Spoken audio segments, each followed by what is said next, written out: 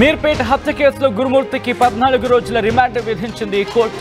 ఫిబ్రవరి 11 వరకు రిమాండ్ విధించింది గురుమూర్తికి. చెర్లపల్లి జైలుకు గురుమూర్తిని తరలించడం జరిగింది. తనకు లాయర్లు వద్దు, బెయిల్ వద్దంటూ గురుమూర్తి కామెంట్స్ చేశాడు. జనవరి 16న భార్య మాధవిని అత్యంత కిరాతకంగా హత్య చేశాడు గురుమూర్తి. శరీరాన్ని ముక్కలు ముక్కలుగా చేసి కాల్చి పొడి చేసి చెరువులో పాడేశాడు గురుమూర్తి. దీంతో ఈ హత్యోదంతం ఒక్కసారిగా సంచలనంగా మారింది. నిందితుడు గురుమూర్తిని మీరు చూస్తున్నారు స్క్రీన్ మీద. ఆ దుర్మార్గానికి సంబంధించి ఇన్వెస్టిగేషన్లో చెబుతున్న సందర్భంలో పోలీసులు కూడా షాక్ గురయ్యారంటే అర్థం చేసుకోవచ్చు. తమ 30 ఏళ్ల కెరియర్లో ఇటువంటి హత్యోదంతాన్ని చూడలేదంటూ పోలీసు ఉన్నతాధికారులు సైతం మాట్లాడిన సందర్భం. గురుమూర్తితో సీన్ రీకన్స్ట్రక్షన్కి వెళుతున్న సందర్భంలో పోలీసులతో జరిగిన సంభాషణ కావచ్చు, లేకపోతే అక్కడ జరిగిన ఆ సిచ్యువేషన్ని వివరిస్తున్న సందర్భంలో కూడా ఒళ్ళు గగురు పొడిచే ఘటన అది. మీర్పేట్ హత్య కేసుకు సంబంధించి గురుమూర్తికి 14 రోజుల రిమాండ్ విధించింది కోర్టు. ఫిబ్రవరి 11 వరకు రిమాండ్ విధించింది. చెర్లపల్లి జైలుకు తరలించడం జరిగింది గురుమూర్తిని. తనకు లాయర్ వద్దు, బెయిల్ వద్దంటూ కూడా గురుమూర్తి కామెంట్స్ చేశాడు. జనవరి 16న భార్య మాధవిని అత్యంత కిరాతకంగా హత్య చేశాడు గురుమూర్తి. శరీరాన్ని ముక్కలుగా చేసి కాల్చి పొడి చేసి చెరువులో పడేశాడు. ఆ తర్వాత ఆ కేసుకు సంబంధించి తనకేమీ తెలియనట్టుగా నటించడం కాదు, జీవించేశాడు. ఆ తర్వాత ఇటు మాధవి తల్లిదండ్రులకు సంబంధించి ఆ కోణంలో దర్యాప్తు చేస్తున్న సందర్భంలో పోలీసులకు అనుమానం వచ్చింది. అనుమానం వచ్చిన తర్వాత తమదైన స్టైల్లో తమదైన శైలిలో విచారణ చేపడితే అప్పుడు అసలు విషయాలు బయటకు వచ్చాయి. ఒళ్ళు గగురు పొడిచేలా మాధవిని హత్య చేసి ముక్కలు చేసి కొన్నిటిని బకెట్లు ఉడకబెట్టి ఆ తర్వాత కొన్ని భాగాలకు సంబంధించి ఇటు కాల్చి పొడి చేసి ఆ తర్వాత చెరువులో పడేశాడు గురుమూర్తి. విజువల్ మీరు చూస్తున్నారు గురుమూర్తికి సంబంధించి. ఆ తర్వాత కేసుని చాలా అత్యంత ప్రతిష్టాత్మకంగా తీసుకున్నారు పోలీసులు. ఎక్కడ కూడా సాక్ష్యాధారాలు లభించకుండా, ఎక్కడ కూడా సాక్ష్యాధారాలు అనేవి దొరకకుండా పూర్తిగా జాగ్రత్తలు తీసుకున్నాడు. ఎక్కడికక్కడ ఆ సాక్ష్యాధారాలను మాయం చేసేందుకు ప్రయత్నం చేశాడు. పోలీసులు కూడా కంగుతున్నారు. ఎక్కడ చూసినా సాక్ష్యాధారాలు లభించని సిచ్యువేషన్. అయితే ఆ ఇన్వెస్టిగేషన్ సందర్భంలో కూడా పోలీసులు సవాల్ చేశారంటూ కూడా ఒక చర్చ జరిగింది. మీరు సాక్ష్యాధారాలను చూపించాలంటూ కూడా. ఇటువంటి నేపథ్యంలో పోలీసులు లేటెస్ట్ టెక్నాలజీ సాయంతో ఆ సాక్ష్యాధారాలను సేకరించే పనిలో పడ్డారు. ఆ తర్వాత సాక్ష్యాధారాలను సేకరించే పనిలో పడిన తర్వాత కొన్ని కీలక సాక్ష్యాధారాలను సంపాదించారు పోలీసులు. భార్యను అత్యంత కిరాతకంగా, అత్యంత అమానవీయంగా, అత్యంత దుర్మార్గంగా ఈ దుర్మార్గుడిగా ఇటు ఈ కేసుకు సంబంధించి మాట్లాడుకుంటున్నారంటే అర్థం చేసుకోవచ్చు. మరి ముఖ్యంగా కట్టుకున్న భార్యను ఇంత దుర్మార్గంగా హత్య చేశాడా అంటూ కూడా యావత్ తెలంగాణ కాదు 2 తెలుగు రాష్ట్రాల్లో కూడా చర్చకు దారితీస్తుంది. గురుమూర్తి హత్య చేసిన తర్వాత మొత్తం ఆ ముక్కలుగా కోసి అదంతా చేయడానికి దాదాపుగా 10 గంటల పాటు ఆ ఇంట్లోనే 10 గంటల పాటు సాక్ష్యాధారణ మాయం చేసేందుకు ప్రయత్నం చేశాడంట. ఆ అంశానికి సంబంధించి మాట్లాడుకుంటున్న సందర్భంలో ఒళ్ళు గగురు పొడిచే మాటలు అవన్నీ కూడా. విజువల్స్ మీరు చూస్తున్నారు. గురుమూర్తితో సీన్ రీకన్స్ట్రక్షన్కి పోలీసులు వెళ్తున్న సందర్భం అది. ఈ కథను మిమ్మల్ని కాస్త కలవరపరచవచ్చు. అయితే మిమ్మల్ని కలవరపాటు గురి చేయడం ఆర్టీవీ ఉద్దేశం కాదు. కానీ ఇటువంటి కథనాలు చూసినప్పుడు కాస్త కలవరపాటు గురి అవకాశం ఉంటుంది. కాబట్టి దీనికి సంబంధించి తగిన జాగ్రత్తలు తీసుకోవాలని చెప్పి ఆర్టీవీ సూచించడం జరుగుతోంది. ఈ కథనం ఒక్కసారిగా 2 తెలుగు రాష్ట్రాల్లో కూడా సంచలనంగా మారింది. ఎందుకంటే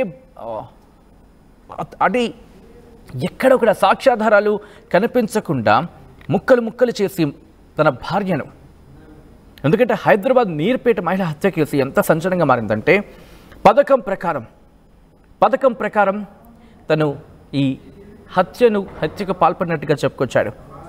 గురుమూర్తిని మంగళవారం అరెస్ట్ చేయడం జరిగింది. రాచకొండ పోలీస్ కమిషనర్ సుధీర్ బాబు ఇందుకు సంబంధించి డీటెయిల్స్ని వెల్లడించిన సందర్భంలో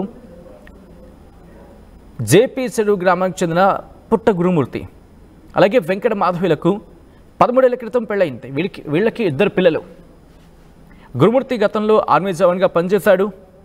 కంచన్బాగ్ డిఆర్డీఎల్లో కాంట్రాక్ట్ భద్రతా ఉద్యోగిగా డ్యూటీ చేశాడు. ఈ వ్యక్తి ఇటువంటి హత్యకు పాల్పడడం అందరినీ ఒక్కసారిగా షాక్కి గురి చేస్తుంది. కొంతకాలంగా దంపతుల మధ్య తరచూ గొడవలు జరిగేవి అంటూ కూడా తెలుస్తోంది. ఈ నేపథ్యంలో భార్యపై గురుమూర్తి కక్ష పెంచుకున్నాడు. ఆమెను ఎలాగైనా చంపేయాలని చెప్పి ప్లాన్ చేసుకున్నాడు. దీంతో జనవరి 13న ఆ సందర్భంలో భార్య ఇద్దరు పిల్లల్ని బడంగపేట తన సోదరింటికి తీసుకెళ్లాడు. పిల్లల్ని అక్కడే వదిలేశాడు. భారత్ తిరిగి ఇంటికి వచ్చాడు. ఆ తర్వాత 15వ తారీఖున ఇద్దరు కూడా మళ్ళీ సోదరింటికి వెళ్ళి రాత్రి 10:30 ప్రాంతంలో తిరిగి వచ్చారు. ఇలా జరిగిన తర్వాత 16వ తారీఖున ఇద్దరి మధ్య గొడవ జరిగింది. ఆ గొడవల్లోనే భార్యను అత్యంత కిరాతకంగా చంపేశాడు గురుమూర్తి అంటూ కూడా ఇప్పుడు తెలుస్తోంది. ఈ కేసులో నిందితుడు గురుమూర్తికి కోర్టు 14 రోజుల రిమాండ్ విధించింది. ఫిబ్రవరి 11 వరకు రిమాండ్ విధించింది గురుమూర్తికి. దీంతో చర్లపల్లి జైలుకి తరలించారు గురుమూర్తిని. అయితే ఇక్కడ ఇంట్రెస్టింగ్గా కోర్టులో డిస్కషన్ జరుగుతున్న సందర్భంలో తనకి లాయర్ వద్దు, బెయిల్ వద్దు అంటూ గురుమూర్తి కామెంట్స్ చేయడం ఆసక్తికరంగా మారింది. ఇక్కడ ఇంట్రెస్టింగ్గా మీరు మాట్లాడుకుంటే ఇరుగు పొరుగు వారు పండగకు ఊరెళ్ళడంతో హత్యకు ఇదే కరెక్ట్ టైం భావించాడట. ఎంత ప్లాన్ చేసుకున్నాడు చూడండి, ఎంత ప్లానింగ్గా వెళ్ళాడు అంటూ కూడా అందరూ ముక్కును వేలేసుకుంటున్నారు. కట్టుకున్న భార్యను అలా చంపేయడానికి మనసు ఎలా వచ్చిందంటూ కూడా మాట్లాడుకుంటున్నారు. ఎందుకంటే కత్తితో ముక్కలు ముక్కలు చేసి నీటి బకెట్లో వేసి హీటర్తో ఉడిగించాడంటూ దాని గురించి మాట్లాడుకుంటున్న సందర్భం. ఆ తర్వాత ఎముకల్ని కాల్చేశాడు, దాంతో దంచి పొడి చేశాడు. వీటన్నిటినీ కలిపి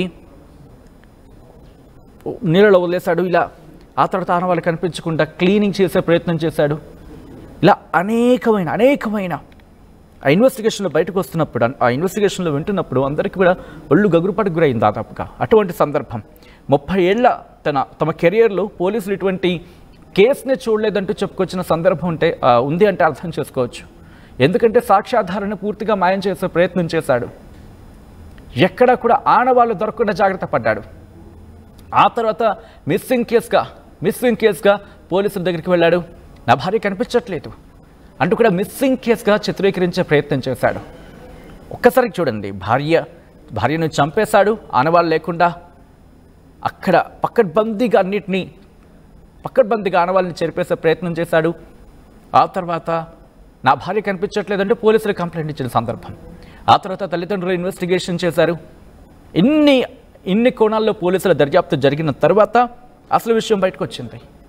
ఈ నేపథ్యంలోని కోర్టు ఈ అంశానికి సంబంధించి ఆ కోర్టుకి హీరింగ్కి వెళ్ళినప్పుడు కోర్టు కూడా ఈ అంశానికి సంబంధించి వాదనలు విన్న పక్షంలో మీర్పేట్ హత్య కేసుకు సంబంధించి గురుమూర్తికి 14 రోజుల రిమాండ్ విధించింది. ఫిబ్రవరి 11 వరకు రిమాండ్లో ఉండబోతున్నాడు గురుమూర్తి.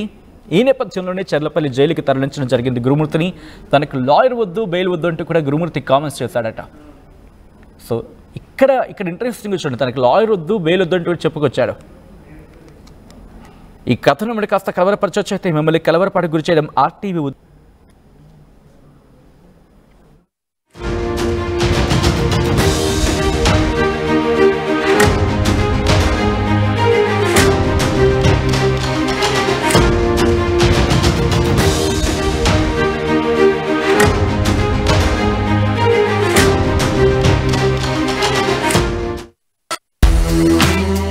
At KLH, we ensure that your dream job is a reality. KLH deemed to be universal.